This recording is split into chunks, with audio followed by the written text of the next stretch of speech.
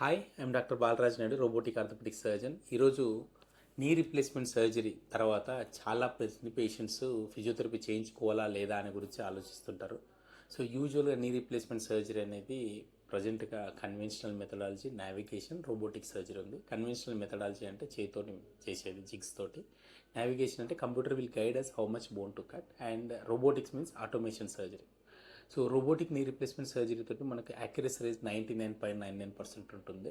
దీంతోపాటు పేషెంట్స్కి ఫిజియోథెరపీ ఒక 10 to 15 days మ్యాండేటరీ చేసుకున్నట్లయితే వాళ్ళకు ఇంటి దగ్గర వాళ్ళకు పెయిన్ థ్రెషోల్డ్ లెవెల్ తక్కువగా ఉంటుంది, మూమెంట్ అనేది ఫాస్ట్గా రికవర్ అవుతుంది.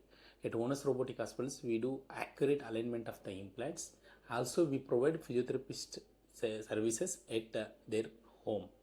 So it is better to get physiotherapy after surgery. చాలామంది పేషెంట్స్ చేయించుకోకుండా మా దగ్గరికి వస్తుంటారు. సో వస్తున్నప్పుడు చాలా వరకు నీ జాయింట్స్ స్టిఫ్ అయిపోతుంటాయి, ఫ్లెక్షన్ డిఫార్మిటీలో ఉంటుంది. అటువంటి పేషెంట్స్ నడవడానికి చాలా ఇబ్బంది పడుతుంటారు. సో మీరు డెఫినెట్గా ఒక 10 to 15 days ఫిజియోథెరపీ చేయించుకున్నట్లయితే చాలా బాగుంటుంది. If you have more details about any physiotherapy issues, you can consult doctor Balaraj Naidu, Onus robotic hospital. Thank you.